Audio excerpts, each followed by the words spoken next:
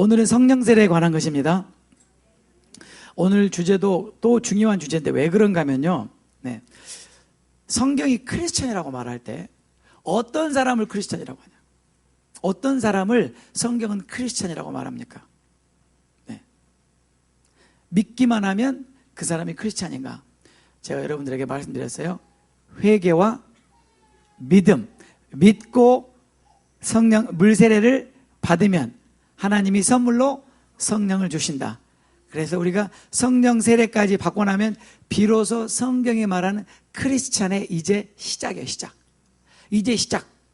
그런데 대부분의 사람들이 성령 세례 받으면 끝이라고 생각해요. 이게 문제예요. 여러분, 우리가 성령 세례를 받음으로 비로소 우리는 크리스찬의 삶을 시작하는 것입니다. 아시겠죠? 그럼 아직 시작도 안 하는 사람이 많은 거예요. 시작도 안 하는 사람이 많은 거예요. 그런데 시작했다고 생각하는 거죠. 오늘 여러분들이 말씀을 쭉 들어보시면 알겠지만 크리스찬은요, 성령이 없이는 크리스찬의 삶을 살 수가 없어요. 불가능합니다.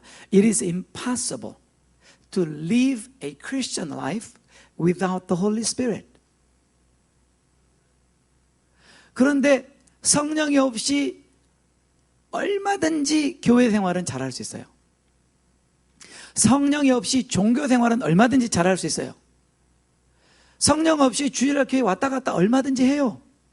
성령 없이 찬양팀도 할 수 있고, 이분들은 성령 이씨 하시는 분들이죠. 지난주에 명민 형제님 이 청바지 이렇게 딱 찢어진 거 입고 오셔가지고 너무 멋있었어요. 아니, 주일날 말고 금요일날 너무 매력적이었어요. 근데 내가 하고 싶은 말은 옷을 찢지 말고 마음을 찢으라고. 잊어버릴까봐 지금. 그래서 여러분들이 성경을 이렇게 다시 보시면요, 오늘 제가 말씀드리고 예수님도 그랬고요, 예수님 자신도, 제자들도 그랬고요, 그 다음에 사도행전에 나오는 모든 소위 크리스찬이라고 불리는 사람들은 성령이 없이는 되지 않았어요. 그럼 오늘날 교회의 문제가 뭐냐면요, 성령이 없이 크리스찬 생활을 하려고 하니까 되겠어요? 안 돼요. 안 되기 때문에 부작용이 많이 일어나고 문제가 많이 일어나게 될 수밖에 없어요. 그래서 오늘 여러분들이 잘 들으시고, 여러분 알파 수련회에 오셔서 성령 세례에 대해서 자세히 배우시고 거기에 대해서 정말 구체적으로 들으시고 그러시지만, 오늘은 또 새로운 차원에서 여러분들이 이 성령 세례를 배우시게 될 거예요. 그러니까 여러분들이 잘 들으시기 바랍니다. 아멘.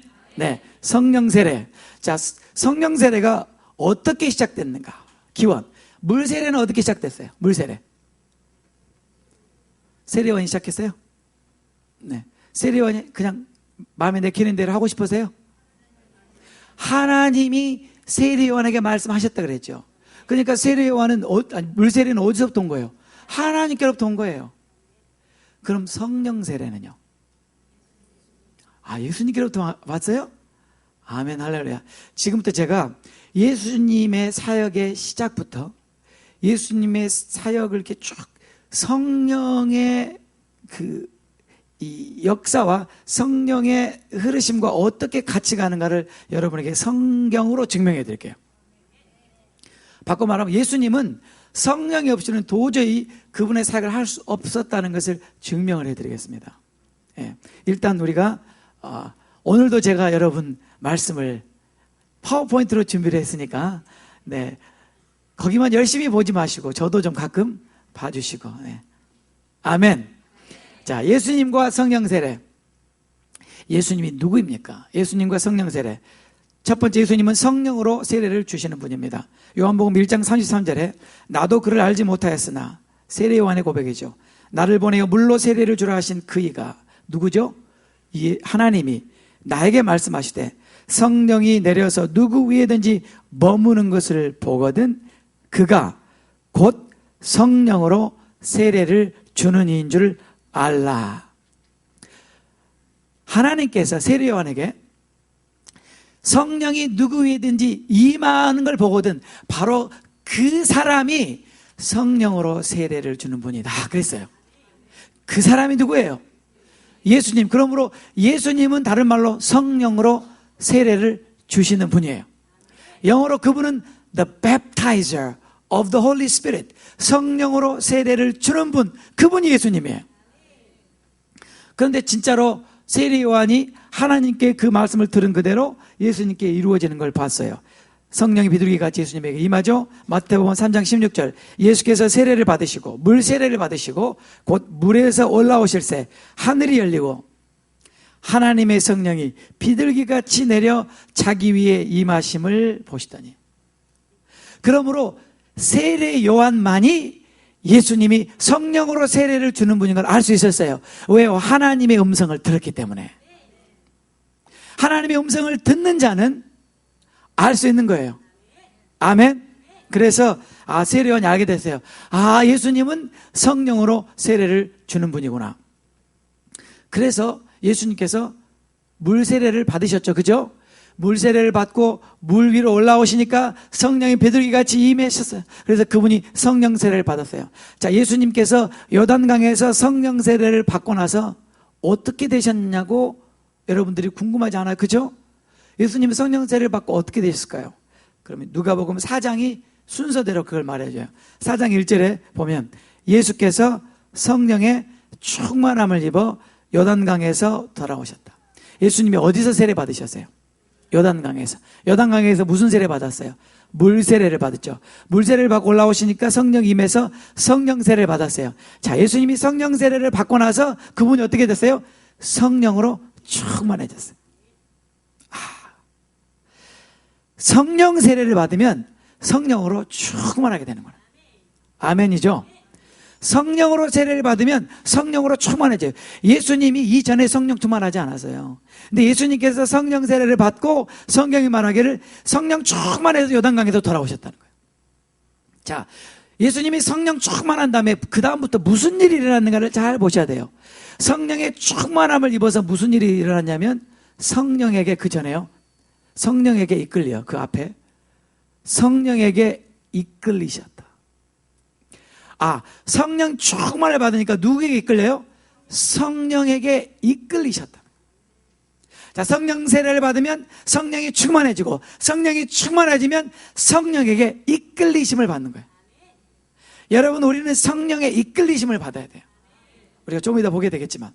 그래서 예수님께서 성령의 이끌리심을 받아서 어디로 가나 했더니 광야로 가셨어요. 성령님이 광야로 이끌고 가셨어요. 그래서 뭐 하시나 봤더니 거기서 마귀와 한판 붙으셨어요. 여러분, 우리가 생각할 때는 성령 세례 받고 성령 충만을 받고 성령의 이끌림을 받으면 뭔가 굉장히 좋은 일이 일어날 것 같고, 그죠? 뭔가 정말 아름다운 일이 일어날 것 같은데 성령님은 어디로 인도하셨어요? 광야로 인도하셔서 실컷 마귀와 영적 전쟁을 하게 하셨다. 여러분, 우리가 성령 세례 받고 성령 충만을 받으면 우리는 즉각적으로 영적 전쟁을 치르게 돼요. 그것이 지극히 당연한 것입니다. 예수님도 그러셨잖아요. 그죠? 예수님이 우리의 모범이시잖아요. 그죠?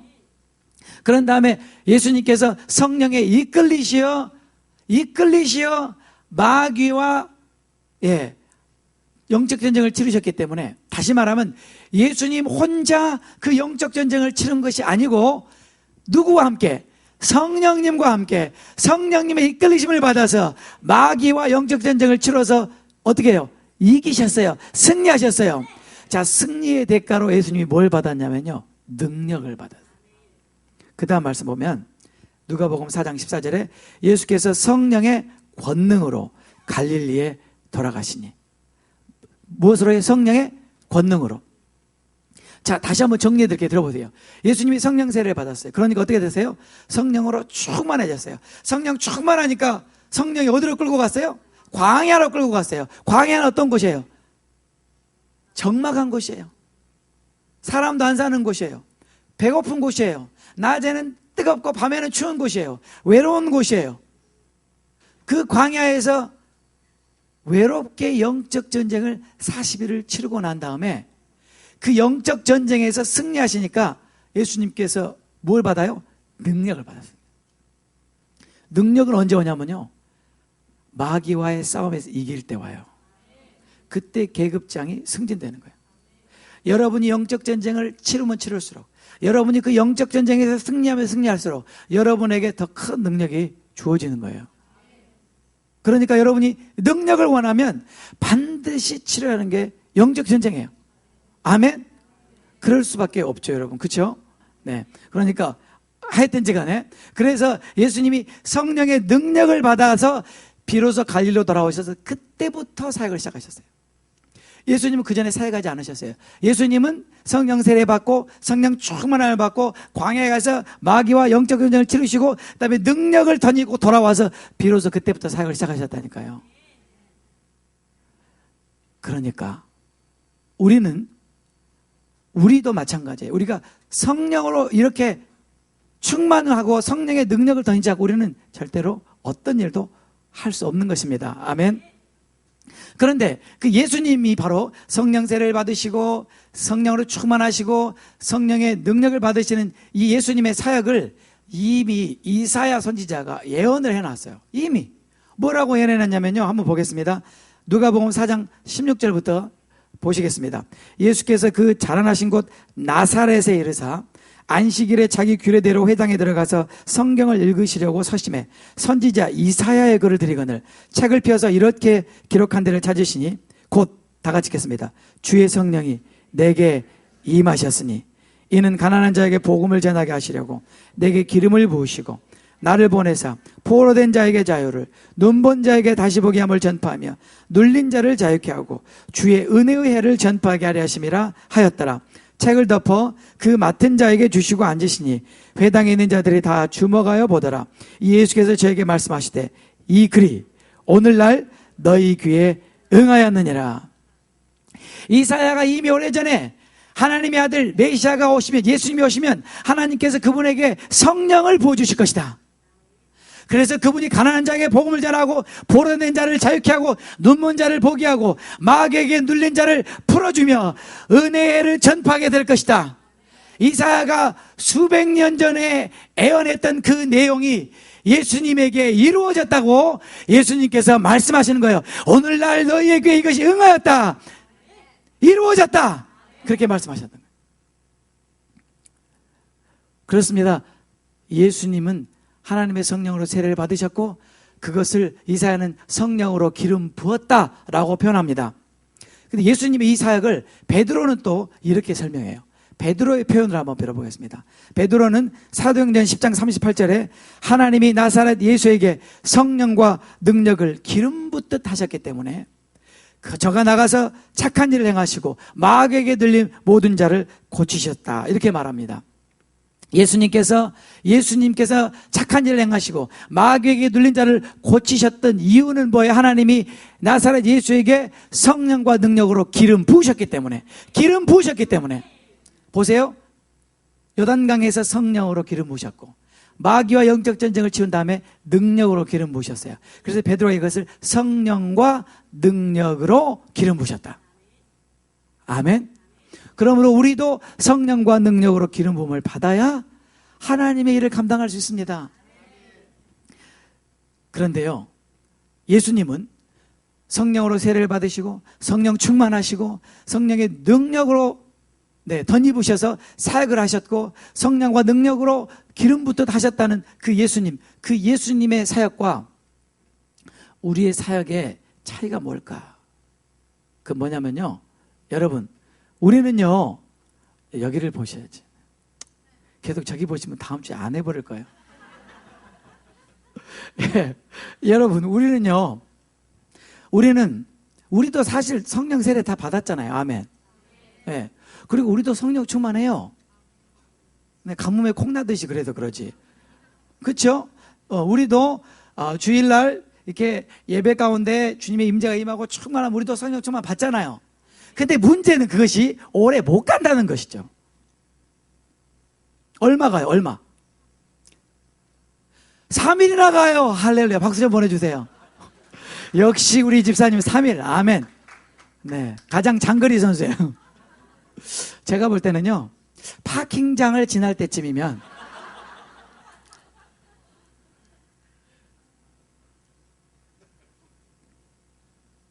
벌써 파킹장 가면서 싸워.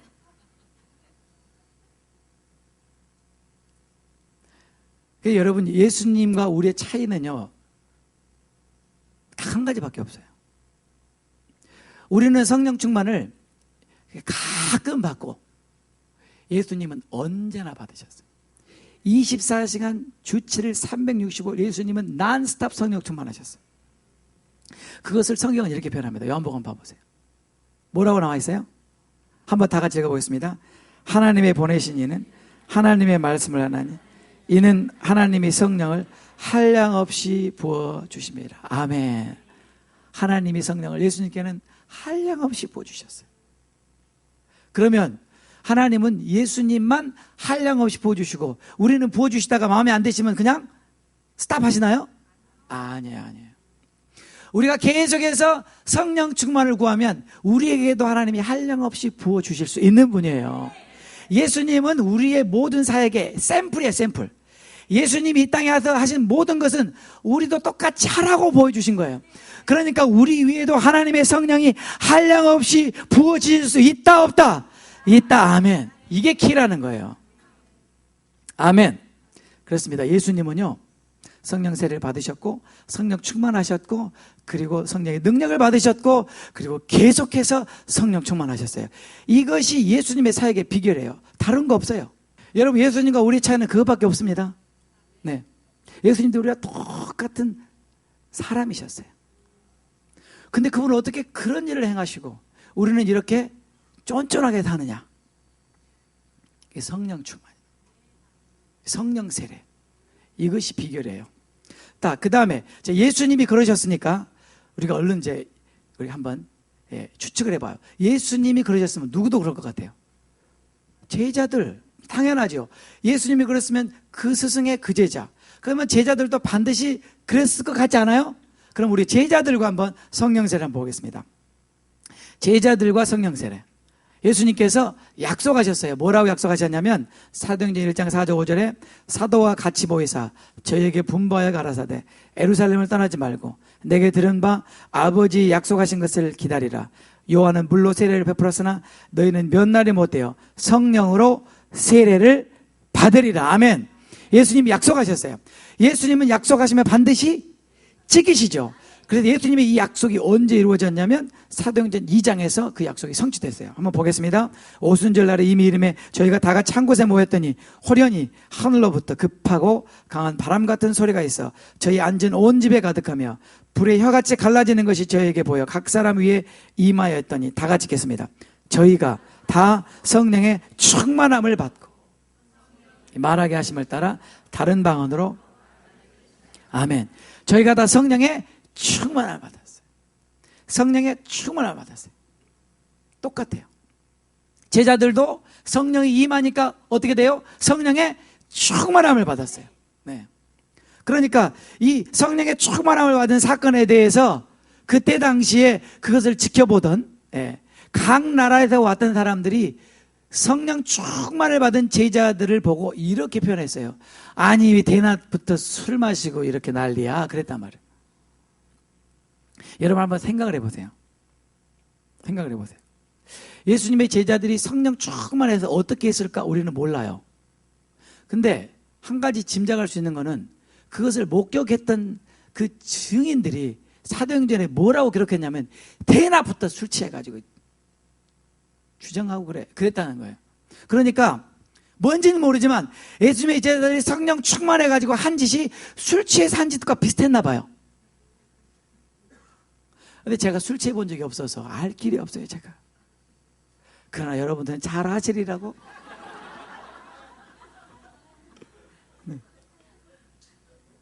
그러니까 베드로가 억울하잖아요. 내가 술 마셔서 취한 게 아닌데 사람들이 술 취한 것으로 그냥 딱 때려잡으니까 베드로가 억울해서 일어나서 해명을 했다는 거예요. 우리가 술 취한 게 아닙니다. 아무래도 우리가 양심이 있지 대낮부터 술 마시겠습니까? 우리는 술 취한 게 아니고, 그러면 설명을 하는 거예요. 구약의 요엘이라는 선지자가 말세에 하나님께서 성령을 온 육체에 부어주시면 이렇게 되리라고 예언했지 않습니까? 그것이 우리에게 이루어진 것입니다. 우리가 술 취한 게 아니고 성령 취한 것입니다 라고 말했다는 거예요. 그런데 어쨌든 간에 성령이 취하는 사람의 특징을 사도행전에 보니까 술 취한 것으로 그렇게 설명을 했다. 그런데 베드로가 이렇게 설명을 했어요. 베드로가 사도행전 2장 33절에 하나님이 오른손으로 예수를 높이시매 그가 약속하신 성령을 아버지께 받아서 너희 보고 듣는 이것을 부어주셨느니라. 그러니까 예수님이 약속하셨잖아. 너희는 몇 날이 못되어 성령으로 세례를 받을 것이다. 예수님께서 승천하셔서 하나님 보좌 우편에 가셔서 아버지께 성령을 받아서 그 성령을 제자들에게 부어주셨다는 거죠. 그분은 성령으로 세례를 주는 분이라는 거죠. 그래서 그렇다는 것을 해명을 했어요. 자, 여러분, 이처럼 예수님의 제자들도 성령 세례를 받고 성령 충만을 받았죠. 그렇죠? 그러고 난 다음에 그들이 복음을 전하고 사역을 하고 병을 고치고 귀신을 내쫓았죠. 그렇죠? 예수님의 제자들도 예수님이 하셨던 사역과 똑같은 사역을 했어요. 언제요? 성령 충만을 받은 다음에. 아멘. 그 다음에 그러면 여러분 우리가 사도행전을 보시면 사도행전은 초대교회 모습이 나오잖아요. 초대교회의 모습 가운데 성령 세례를 받은 장면들을 우리가 한번 살펴보겠습니다. 성령 세례를 받은 장면. 자, 우리가 한번 사마리아로 가보겠습니다. 사마리아 사람들은 이방인들이죠. 그죠? 이방인들이라기보다는 유대인들과 이방인들이 섞여서 태어난 혼합된 그런 민족들이죠. 그래서 유대인들이 굉장히 그 사람들을 아주 무시했죠. 예. 오늘날 우리 표현을 들자면 사마리아 사람들은 죄송합니다. 쌍놈들이라. 자기들은 양반이다. 그러니까 양반은 상놈하고 상종하지 않는다. 그래서 유대인들은 절대로 사마리아 사람들하고 대꾸도 안 하고 말도 안 하고 만나지도 않았어요. 성경에 보면 그렇게 나와 있죠. 그래요, 안 그래요? 그런데 웬일이에요? 빌립이 사마리아를 갔어요. 왜 갔어요? 성경에 보면 성령이 충만하니까. 성령이 충만하니까 내가 제정신으로 못 가는 데를 가게 됐어요. 아멘. 성령이 충만하니까 빌립이 사마리아에 가서 복음을 전하니까 세상에 사마리아에 있는 사람들이 빌립의 전도를 받아들이고 예수님을 믿어버린 거예요. 예수님을 믿고 세례를 받은 거예요. 그 내용이 나와요. 어디에요? 사도행전 8장 12절에 빌립이 하나님의 나라와 및 예수 그리스도 이름에 관하여 전도함을 저희가 믿고 남녀가 다 세례를 받으니 세례는 누가 받아요? 믿는 사람이 받죠. 그 믿음은 무엇을 전제로 하고 있어요? 회개를 전제로 하죠. 회개하고 믿으면 세례를 받았죠. 그렇죠? 그래서 사마리아에 있는 사람들이 믿고 세례를 받았어요. 무슨 세례 여기? 물 세례를 받았어요. 아멘. 자, 물 세례를 받았어요. 그러니까 예루살렘에 있는 사도들이 그 소식을 들었어요. 그 소식을 듣고 사마리아에 있는 사람들도 하나님의 말씀을 받고 그들이 믿고 세례를 받았다 함을 들은 다음에 베드로와 요한을 사마리아로 보냈어요. 자, 여러분 다시 한번 잘 생각해 보세요. 평상시에는 베드로와 요한이 사마리아에 갈 수 있어요? 절대 안 가요. 그런데 베드로와 요한을 일부러 사마리아로 보냈단 말이에요. 왜요? 뭔가 빠진 게 있다는 거죠. 뭔가 지금 부족한 게 있다는 거예요. 지금 완성이 다 안 됐다는 거죠. 사마리아 사람들이 빌립의 전도를 듣고 회개하고 믿고 물세례를 받았지만 그것으로 부족하다는 거예요. 왜요? 제자들이 경험했잖아요. Something is missing. 그것을 위해서 갔다는 거예요. 그게 뭔데요? 한번 보세요. 성경에 보니까 보세요. 그들이 내려가서 베드로 요한이 내려가서 저희를 위하여 성령 받기를 기도하니 이는 아직 한 사람에게도 성령 내리신 일이 없고 오직 주 예수 이름으로 세례만 받을 뿐이라. 그러니까 주 예수 이름으로 세례를 받는 그 물세례만으로 충분하다, 충분하지 않다? 충분하지 않다. 그러므로 베드로와 요한이 가서 그들이 성령 세례를 받기를 위해서 기도한 다음에 그들에게 안수하니까 어떻게 해요? 성령을 받았어요. 그러므로 물세례와 성령 세례는 별개의 두 사건이다. 말씀드렸죠? 같은 게 아니에요. 다른 거예요. 그래서 사마리아에 있는 새롭게 예수님을 믿었던 사람들도 성령 세례를 받게 됐어요. 그런가 하면 우리가 고넬료의 가정을 한번 가보죠. 고넬료. 여러분 고넬료는 어떤 사람이에요? 로마의 군인이에요. 그는 백부장이었어요. 로마 사람이에요. 다시 말하면 이방인이에요. 고넬료는 이방인입니다. 그렇죠? 네. 그래서 베드로가 하루는 기도하고 있는데 하나님께서 베드로에게 부정한 짐승들을 내려주시면서 환상 가운데 먹으라. 베드로가 난 부정한 거 안 먹은대요, 주님. 그러니까 하나님께서 뭐라 그래요? 내가 깨끗하다고 한 걸 네가 왜 부정하다고 하느냐. 그리고 난 다음에 누가 나타났어요? 고넬료의 집에서 보낸 사람들이 나타나가지고 고넬료의 집에 가자고 초청하니까 여러분 이 성경을 보면 성령께서 베드로에게 가라. 그래서 성령이 가라고 하니까 베드로가 고넬료의 집에 갔어요. 근데 왜 간지는 모르고 갔어요. 가서 보니까 고넬료가 그 온 하석들과 가족들 다 모아놨어요. 한 12명쯤 모아놨어요. 가족들도 있고 그 다음에 하인들도 있고 친족들도 있고 그래서 다 모아놨어요. 베드로는 왜 간지 몰라요. 근데 가서 보니까 고넬료와 온 가족들이 모여서 하나님의 말씀을 기다리고 있는 거예요. 그래서 베드로가 성령께서 말하게 하심을 따라서 성령 인도하심을 따라서 그냥 복음을 전했어요. 그 복음을 전하고 있는데 말씀을 전하고 있는데 말씀을 듣는 중에 성령이 임한 거예요. 그래서 베드로가 말씀을 전하다가 말씀을 전할 수가 없게 됐어요. 성경에 보니까 베드로가 설교가 끝나지도 않았는데 지금 한참 열심히 말씀을 전하고 있는데 여기저기서 사람이 방언을 막 하기 시작하거든요. 여기저기서 막 사람들이 하나님을 막 높이고 찬양을 하네. 그런데 베드로가 그들이 성령을 받는 걸 어떻게 알았어요? 설교 도중에 방언을 하고 막 찬양을 하는 바람에 이제 베드로가 놀랬어요. 사실은 놀랬거든요. 놀랄 수밖에 없는 사건입니다. 근데 아닌 게 아니나 다를까 에루살렘에서 그 소식을 들었어요. 에루살렘에 있는 사도들이 베드로를 호출했어요. 신문하려고. 아니 당신 제정신이야? 유대인이 이방인하고 같이 어떻게 상종을 해? 그래가지고 신문을 받으러 끌려왔어요. 끌려와서 베드로가 해명을 하는 거예요. 형제들 내 말 좀 들어보라고. 나도 안 가고 싶었다고. 나는 이방인들을 가고 싶어서 간 게 아니라 성령이 가라고 하셔서 가셨다고. 그래서 가서 보니까 고넬료라는 사람 집인데 이렇게 사람들이 모여 있어서 그냥 성령이 말씀하시는 대로 말씀을 전했더니 우리에게 임했던 성령이 그들에게도 임하더라고. 그러니까 사도들이 지금 베드로를 신문하려고 모여가지고 해명을 듣다가 할 말이 없는 거예요. 왜요? 성령은 누구만 보여주세요? 예수님만. 예수님이 하신 일이잖아요. 할 말이 없어요. 그래서 거기에 대해서 성경이 뭐라고 말하는지 한번 보세요. 보겠습니다.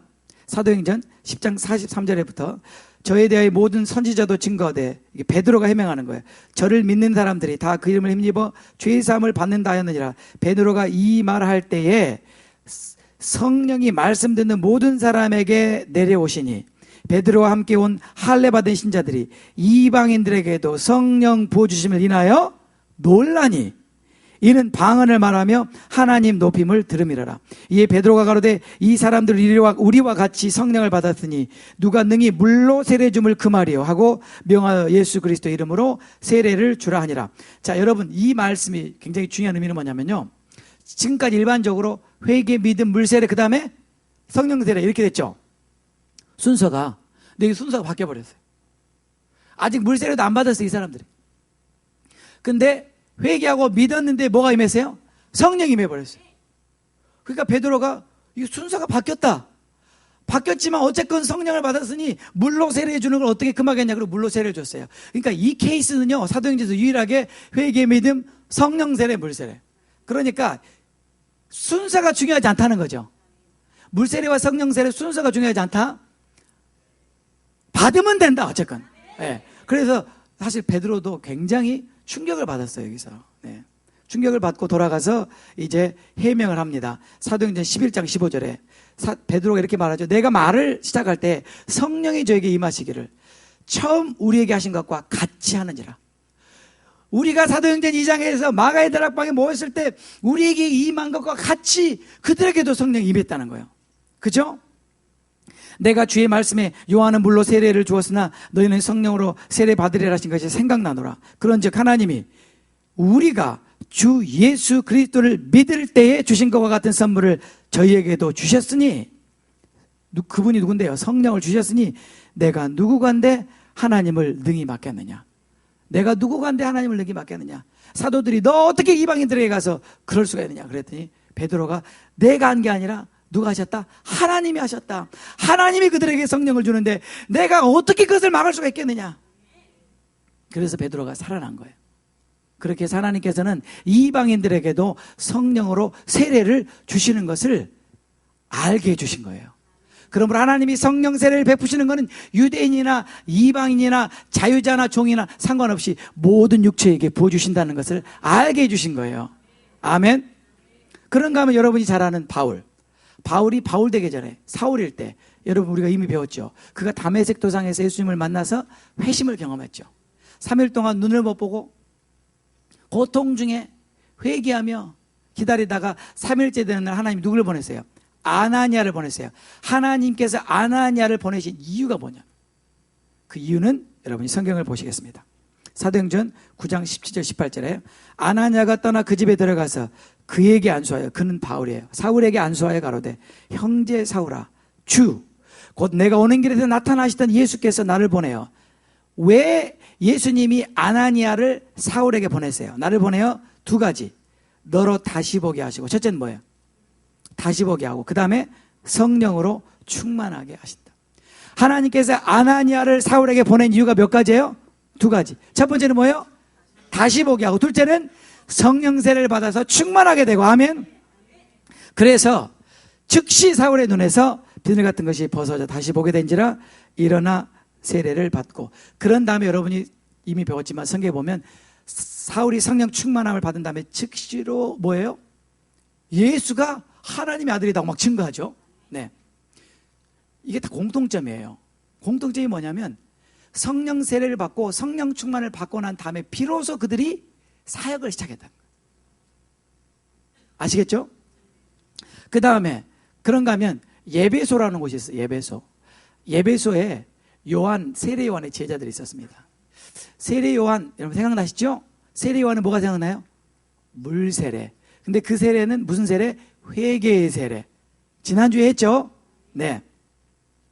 자, 그 예배소에 요한의 제자들이 있었어요. 근데 바울이 가서 보니까 이 사람들이 성령을 안 받은 거예요. 자, 보세요. 제자들도 사마리아에서 믿고 세례를 받았는데 뭐가 빠졌다? 성령 세례가 빠졌다. 그래서 제자들을 보내서 성령 세례를 받겠죠. 그렇죠? 사울도 아나니아를 보내서 성령 세례를 받겠죠. 그렇죠? 자, 에베소에 있는 요한의 제자들은 요한의 세례를 받았어요. 근데 요한의 세례밖에 몰라요. 바울이 딱 가서 보니까 성령 세례를 안 받았어요. 바울은 이들이 성령 세례 안 받는 걸 알았어요. 그래서 물었어요. 너희가 믿을 때 성령 못 받았니? 그랬더니 에베소에 있는 제자들 뭐라고요? 성령이 뭔데요? 그때 그럼 너희들이 무슨 세례 받았냐? 그러니까 우리는 요한의 물세례를 받았다. 그때 베드로가 설명해 줘요. 아, 그랬구나. 요한의 물세례는 회개의 세례다. 너희들을 회개케 하는 세례인데 요한이 뭐라고 말하냐면 장차 내 뒤에 오시는 이가 있는데 그분이 너에게 성령으로 세례를 줄 것이라고 하지 않았니?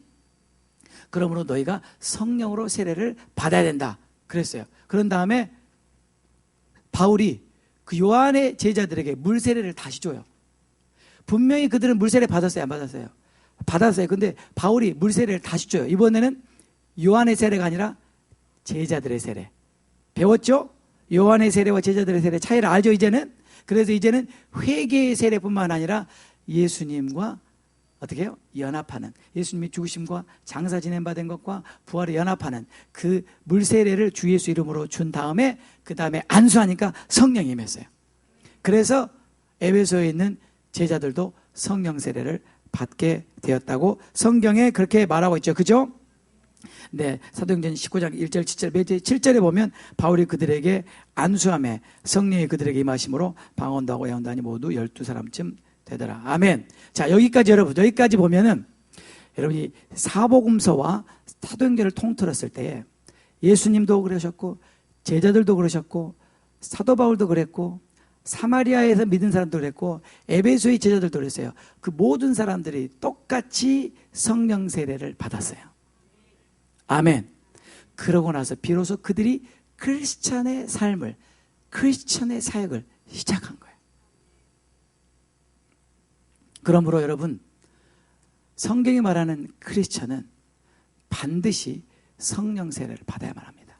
이거는 옵션이 아니에요. 이거는 선택사항이 아니에요. 이거는 예수님이 명령하셨어요. 이거는 반드시 받아야 되는 거예요. 그래야 우리가 크리스천으로서 제대로 주님의 사역을 감당할 수 있는 것입니다. 그도 그럴 것이요. 교회가 이 성령 세례를 받지 않고 성령 없이 하나님 일을 하려고 하니까 얼마나 힘들겠어요. 얼마나 힘들겠어요. 그러니까 자꾸 사람의 생각으로 하려고 하고, 사람의 방법으로 하려고 하고, 세상의 방법으로 하려고 하고, 그러니까 교회가 세상하고 별반 다를 바가 없게 돼버린 거죠. 네. 여러분이 사도행전을 잡으면요, 초대교회는요 성령으로 늘 충만했어요. 그것만이 우리를 세상으로부터 구별해주는 유일한 원동력입니다. 그런데 이제 성경에 보니까 성령 세례를 어떻게 받았는가, 어떻게 그들이 성령 세례를 받았나 보면 세 가지 방법이 있어요. 첫 번째가 뭐냐면, 첫 번째가요 기도예요. 사도행전 8장 15절에 그들이 내려가서 저희를 위해 성령 받기를 기도하니, 기도해야 받아요. 두 번째는 말씀이에요. 사도행전 10장 44절에 베드로가 이 말할 때 성령이 말씀 듣는 모든 사람에게 내려오시니, 아멘. 말씀을 들을 때 성령이 임했죠. 그 다음에 안수를 통해서 사도행전 8장 10절에 이 두 사도가 저에게 안수함에 성령을 받는지라. 19장 6절 바울이 그들에게 안수함에 성령이 그들에게 임하셨다. 그래서 우리가 성령을 받는 방법이 몇 가지라고요? 기도와 말씀과 안수. 자, 그러면 이제부터 본격적으로 많은 분들은 저한테 물어요. 목사님, 저는 성령 세례 안 받은 것 같아요. 어떤 분은 받은 것 같기도 하고 안 받은 것 같기도 하고 그런데요, 내가 성령 세례를 받았는지 어떻게 아냐고요. 성경은요 아주 명확하게 말해줘요. 내가 무슨 변명할 겨를도 없이 말해줘요. 성령 세례를 받았는지 안 받았는지 확실한 증거가 있는데, 외적인 증거가 있고 내적인 증거가 있어요. 무슨 증거요? 외적인 증거가 있고 내적인 증거가 있어요. 먼저 외적인 증거를 보겠습니다. 첫 번째, 내가 성령 세례를 받았는지 외적인 증거. 첫 번째, 방언, 찬양, 애언. 사도행전 2장 4절에 저희가 다 성령의 충만함을 받고 성령이 말하게 하심을 따라 다른 방언으로 말하기를 시작하니라. 사도행전 10장 45절 46절 베드로가 이 말할 때 성령이 말씀 듣는 모든 사람이 내려오시니 베드로와 함께 온 할례 받은 신자들이 이방인들에게도 성령 부어주심을 인하여 놀라니, 이는 방언을 말하며 하나님 높임을 들음이러라. 사도행전 19장 6절 바울이 그들에게 안수하며 성령이 그들에게 임하심으로 방언도 하고 애언도 하니. 그죠? 자, 성령 세례를 받았다는 외적인 증거가 뭐예요? 방언과 찬양과 애언. 자, 이 세 가지 경우에 모두 해당하는 게 뭐예요? 방언, 그리고 찬양도 있고 애언도 있고. 그 다음에 우리가 성령 세례를 받았다는 두 번째 증거, 외적인 증거, 그건 뭐냐요? 예수의 증인이 되는 거예요. 다시 말하면 하나님의 말씀을 담대하게 전하게 돼요. 성령 세례를 받기 전에는 사람들이 이렇게 내성적이고 수줍음 타고 남들에게 말을 잘 못하는 사람도 성령 세례를 받고 나면 담대해져요. 말수가 없었던 사람이 말수가 많아져요. 그러면서 사람들에게 담대히 말을 하게 돼요. 그러니까 듣는 사람이 이 사람이 이런 사람이 아니었는데 뭔가 변한 것 같은 그런 느낌을 받게 돼요. 자, 한번 보겠습니다. 사도행전 1장 8절에 오직 성령이 너에게 임하시면 너희가 권능을 받고 예루살렘과 온 유대와 사마리아와 땅끝까지 이르러 내 증인이 되리라. 그러니까 성령 세례를 받은 사람은 예수님의 증인이 되게 된다는 거예요. 그 다음에 사도행전 4장 31절에 빌기를 다음에 모인 곳이 진동하더니 무리가 다 성령이 충만하여, 다 같이 읽겠습니다. 담대히 하나님의 말씀을 전하여. 그러니까 성령 충만하면요 담대해져요. 성령 충만하면요 하나님의 말씀을 전하게 돼요. 성령 충만하면 예수의 증인이 되게 되어 있어요. 성령 충만하면요 예수님을 전하고 싶어서 견딜 수가 없게 되는 거예요. 한번 생각해 보세요. 사람은요 자기 속에 충만한 게 나오게 돼 있어요. 예수님이 그랬어요. 너희 속에 무엇으로 가득하든지 간에 그 가득한 것이 입으로 나오게 돼 있다. 내 속에 성령으로 충만하면 내 입에 뭐가 나오게 돼 있어요? 예수님이 나오게 돼 있다니까요. 그렇게 돼 있어요. 아멘. 그러니까 여러분 분별을 잘해야 돼. 이 사람이 지금 무엇으로 충만한지 분별을 잘하고 건드려야지 잘못 건들면 예수가 나온 것이 아니라 뭐가 나와요? 욕이 나와요, 욕이. 조심하세요. 네. 아무튼 그랬어요. 그래서 성령 세례를 받고 성령 충만의 증거는 바로 예수의 증인이 되고 하나님의 말씀을 담대히 전하는 것이다. 세 번째, 우리가 성령 세례를 받았는지 안 받았는지 증거, 외적인 증거는 뭐냐면요, 성령으로 말해요. 성령으로. 이건 방언하고 다른 거예요. 방언은 성령이 말하게 하심을 따라 다른 언어로 기도하는 것이고, 이거는 우리말로 말을 하는 건데, 근데 내 말이 아니에요. 그건 또 뭔 말이에요, 목사님? 한번 들어보세요. 사도행전 6장 10절에 스데반이 지혜와 성령으로 말함을 저희가 능히 당치 못해요. 그러니까 스데반이 성령이 충만해가지고 말을 하는데요, 그 말이 너무나 지혜가 충만하고 그 말이 흠잡을 데가 없는 말이어서 듣는 사람이 감당을 못했다 그래요. 감당을. 그 이유가 뭐냐면 스데반이 성령으로 말했다는 거예요. 그는 스데반이 말을 하긴 해요. 그런데 스데반을 통해서 누가 말해요? 성령이 말하는 거예요. 그러니까 아무도 스데반을 당할 길이 없는 거예요. 아시겠죠? 또 그런가 하면 사도행전 11장 28절에 그 중에 아가보라는 한 사람이 일어나 성령으로 말하되, 그러니까 자기가 말하는데 사실은 성령이 말하는 거예요. 성령으로 말하되 천하가 크게 흉년들리라 하더니 글라우디오 때에 그렇게 되니라. 네. 여러분, 성령으로 말하는 게 어떤 일이냐면요, 이런 거예요. 여러분도 그런 경험이 있을 거예요. 여러분이 말하면서도 여러분이 놀래요. 내가 왜 지금 이 말을 하지? 여러분이 말하는 그 말을 여러분이 들으면서 내가 이 말을 하려고 했던 것도 아니고, 근데 어쨌거나 이런 말이 내 입을 통해서 나오니까 내가 그 말을 내 입으로 하면서 내가 들어요. 그러면서 나도 놀래. 그러면서 야, 내가 굉장히 오늘따라 유식하다. 오늘따라 이렇게 내가 조리가 있지. 근데 말을 하는데 내 말이 먹혀 들어가네? 근데 듣는 사람도 눈을 동그랗게 뜨고 듣고 있어요. 이상하다. 이게 성령으로 말할 때 그런다는 거예요. 근데 나로 말하면요, 안 들어요. 그쵸? 예, 성령으로 말하는 이런 일이 있어요, 여러분. 이런 일이 있어요. 그 다음에 네 번째, 성령 세례를 받았다는 증거가 뭐냐면 아바, 아버지라 부르짖는 거예요. 로마서 8장 15절에 너희는 다시 무서워하는 종의 영을 받지 아니하고 양자의 영을 받았으므로 아바, 아버지라 부르짖느니라. 이 말을 여러분 잘 이해하셔야 돼요. 이 말이 그냥 여러분들이 아바, 아버지라고 부른 걸 말하는 게 아니고 여러분의 의지로 부른 걸 말하는 게 아니에요. 이거는 헬라어 원문에 보면 cry out involuntarily 그런 뜻이에요. 내 의지하고 상관없이. 내가 하고 싶어서 하는 것이 아니라 나도 모르게 내 속에서 아바, 아버지가 튀어나오는 거예요. 그것이 바로 아바, 아버지라 부르짖느니라, 그 부르짖다의 헬라어 원어예요. cry out involuntarily. 나도 모르게 내 속에서 아바, 아버지가 나와버리는 거예요. 그리고 내가 왜 그러지? 성령께서, 내 안에 성령께서 하나님을 아바, 아버지라고 부르게 하는 거예요. 이것이 내가 성령 세례를 받았다는 증거예요. 그 다음에 또 우리가 성령 세례를 받았다는 증거가 뭐냐면요, 내가 성령 세례를 받기 전과 받고 난 다음에 예배와 기도가 확 달라져요.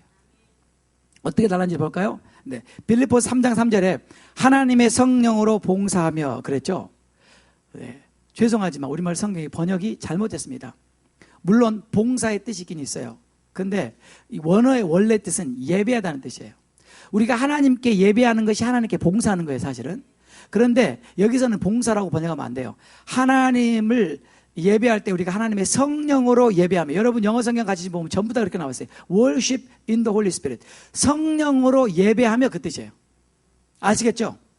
근데 이거를 원어나 영어를 안 보면요, 우리말로만 보는 분들이 성령으로 봉사하며, 그러니까 성도 여러분, 우리가 교회 봉사할 때 성령으로 해야 됩니다. 그 뜻이 아니거든요. 이건 그 뜻이 아니라고요. 우리가 하나님을 예배할 때 성령으로 예배한다, 그 뜻이에요. 여러분이 잘 아는 요한복음 4장 23절 24절이거든요. 하나님은 영이시니 예배하려거든 예배하는 자는 신령과 진정으로, 그것도 번역이 정확하잖아요. 신령이 아니라 성령으로, in spirit, 성령으로 예배하라, 진리로 예배하라. 성령을 받기 전에는요, 예배를 성령으로 못 드려요. 그냥 내 마음으로 드려요. 내 의지로 드려요. 사람의 교훈을 따라, 사람의 전통을 따라, 예배의 형식을 따라 예배를 드려요. 그러나 성령 세례를 받고 성령이 충만하면 성령으로 예배를 드리게 돼요. 그렇게 된다니까요. 그렇게 돼요. 저는 그런 예배를 셀 수 없이 많이 경험해 봤잖아요. 우리도 경험해 봤잖아요. 성령으로 예배를 드리면 의지로 예배 드리는 것과 다르다니까요. 예. 그래서 우리가 성령 세례 받고 나면 성령으로 예배를 드리기 때문에 예배가 달라져요. 왜 예배가 달라지냐면요, 여러분, 소리가 다 소리가 아닙니다. 이 소리가 아닙니다.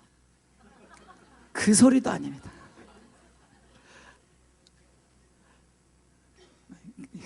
영곽산인가요? 영곽산은 소리가 나지 않나요? 근데 성령 충만하면 소리가 나요.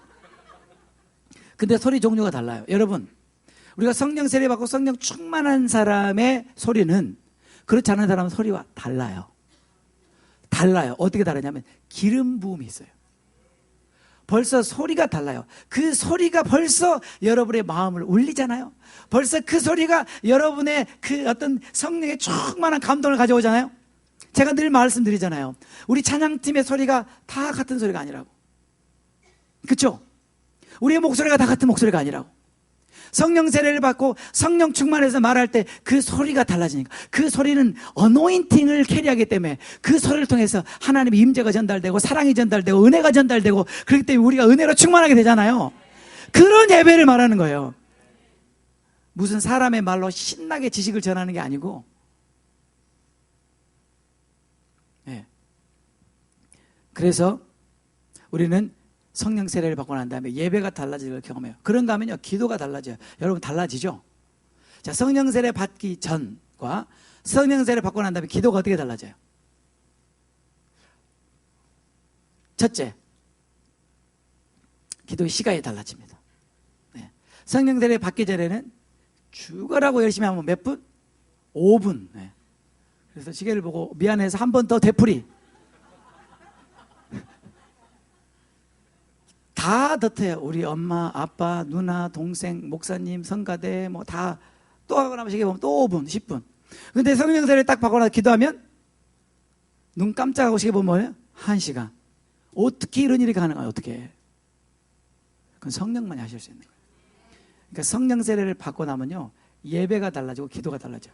그러니까 여러분이 예배 드리는 자세가 달라지고 여러분이 기도 생활이 달라질 수밖에 없어요. 믿으시기를 바랍니다. 그런가 하면 여러분들 유다서 1장, 로마서 8장 26절에도 이와 같이 성령도 우리 연약함을 도우시나니 우리가 마땅히 빌 바를 알지 못하나 오직 성령이 말할 수 없는 탄식으로 우리를 위하여 친히 간구하시니라.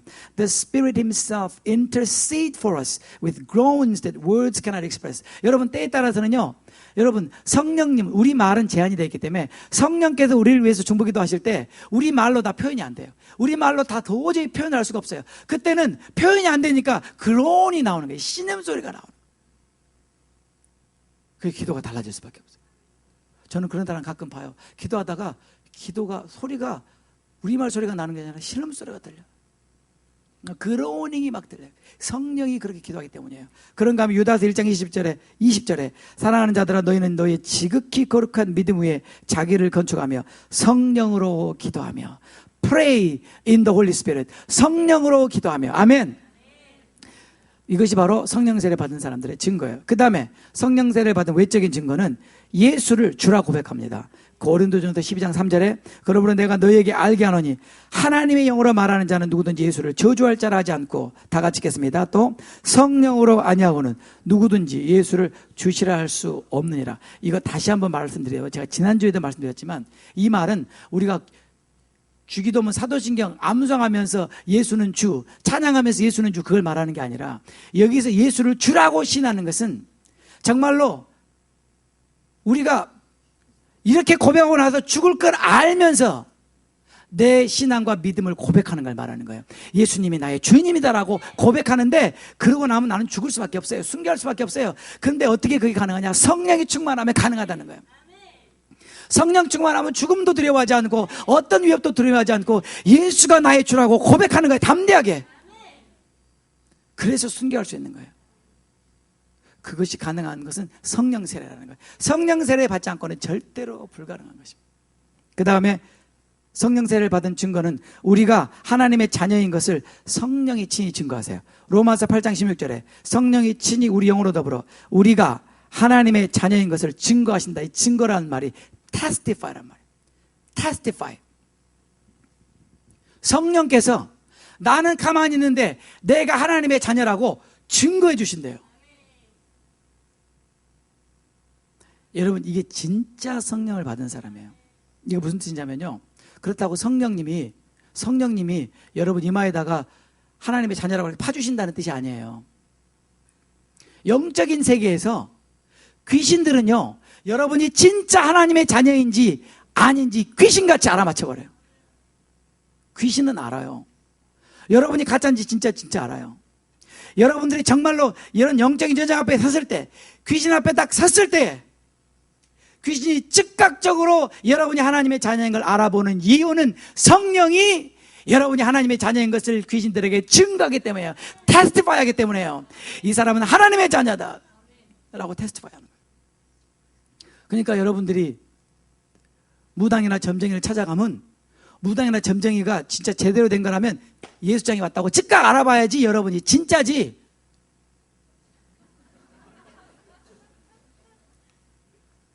사주팔자가 잘만 나오네? 그거 가짜예요. 진짜 가짜예요.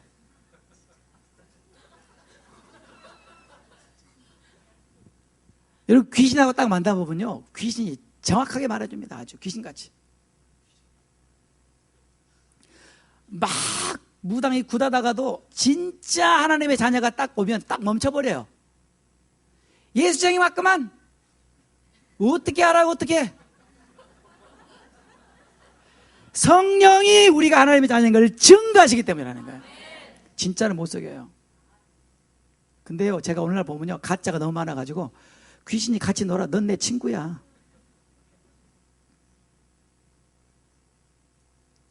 여러분, 귀신이 알아줘야 진짜예요. 성령이 증거하시기 때문에. 성령이 증거하시기 때문에. 아멘이죠? 네. 예, 성령 세례 받은 증거입니다. 네. 그 다음에 성령 세례 받은 사람은요, 성령이 나타나게 돼 있어요. 계시니까 나타나죠. 안 계시면 안 나타나요. 성령이 계시니까 성령이 나타나죠. 영어로 manifest, manifestation of the Holy Spirit. 고린도전서 12장 7절에 각 사람에게 성령의 나타남을 주심은 유익하게 하람이라. 그러면서 그 성령의 나타나심세가 성령의 직임, 성령의 은사, 성령의 역사 이렇게 말하면서 9가지 성령의 나타나심을 고린도전서에 증거하죠. 그렇죠? 네. 뭐 지혜의 말씀, 지식의 말씀, 믿음, 병 고치는 은사, 능력, 예언, 영불별, 방언, 방언통 이렇게 나오죠. 이런 것들은 성령의 나타나십니다. 성령이 계시면 성령이 나타나신다. 자, 여기까지 여러분이 딱 보시면 이제 성령 세례를 받았는지 안 받았는지 확실히 알겠죠. 이제 뭐 이거 감추고 말할 것도 없죠. 이제 알겠죠. 이제 자, 여러분이 받았는지 안 받았는지 확실해졌어요? 내가 가짜인가 진짜인지 아시겠죠? 네. 그런가 하면 내적인 증거가 있어요. 이건 지금까지 말한 건 외적인 증거고, 성령 세례 받은 사람들의 내적인 증거를 한번 보겠습니다. 첫째는요, 하나님의 사랑이 부어져요. 하나님의 사랑이 어떻게 부어지는가 볼까요? 로마서 5장 5절. 소망이 부끄럽게 아니함은 우리에게 주신 성령으로 말미암아 다 같이 하나님의 사랑이 우리 마음에 분바되매니. 성령 세례를 받으면요, 성령으로 말미암아 하나님의 사랑이 막 부어져요. 우리 마음에 부어지니까 내가 하나님을 사랑하지 않고는 견딜 수가 없어요. 하나님을 너무 사랑하는 마음으로 충만하게 돼요. 하나님을 사랑하니까 또 하나님을 사랑하기 때문에 또 하나님을 사랑하는 사람들도 사랑하게 돼 있어요. 그러니까 사랑이 없는 사람은 성령 안 받은 사람이에요. 그래서 성령을 받은 사람은 사랑으로 충만하게 돼 있어요. 하나님을 사랑할 수밖에 없게 돼 있어요. 그 다음에 성령 세례를 받는 사람들의 내적인 증거는 성령의 인도함을 받아요. 성령의 인도. 아까 보셨죠? 성령 충만하니까 성령의 이끌리심을 받았다. 아멘. 자, 성령 충만한 사람들의 특징을 볼까요? 로마서 8장 14절에 무릇 하나님의 영으로 인도함을 받는 그들은 곧 하나님의 아들이라. 사도행전 8장 29절 성령이 빌립도로 이르시되 이 병거로 가까이 나가라. 사도행전 11장 12절에 성령이 내게 명하사 아무 의심하지 말고 함께 가라. 사도행전 13장 2절에 성령이 가라사대 내가 불러 시키는 일을 위하여 바나바와 사울을 따로 세우라. 사도행전 13장 4절에 두 사람의 성령의 보내심을 받아. 사도행전 16장 6절에 성령이 아시아에서 말씀을 전하지 못하게 하시거늘. 자, 성령 충만함을 받은 사람 특징이 다 뭐예요? 성령 인도하심을 받았어요. 성령의 인도하심을 받는 그들이 바로 하나님의 아들이라니까요.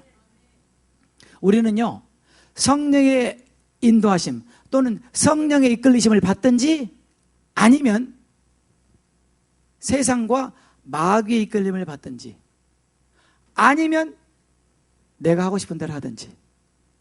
그렇죠? 그렇죠? 우리가 왜 성령 충만을 받아야 되냐면 우리가 성령 충만을 받을 때 성령의 인도하심을 받기가 쉽기 때문에. 그래서 우리가 이것이 내적인 증거라고 볼 수 있습니다. 그 다음에 또 내적인 증거는 성령의 가르치심. 성령이 우리 안에 계시면 우리를 가르쳐 주세요. 한번 볼까요? 고린도전서 2장 13절. 우리가 이것을 말하거니와 사람의 지혜의 가르친 말로 아니하고 오직 성령의 가르치신 것으로 하니 신령한 일은 신령한 것으로 분별하느니라. 성령이 가르치신, 사람의 지혜로 가르치는 것이 아니라 성령이 가르쳐 주세요. 성령이 가르쳐 주세요. 또 요한일서 2장 20절에 너희는 주께 받은 바 기름 부음, 곧 성령의 기름 부음을 말하죠.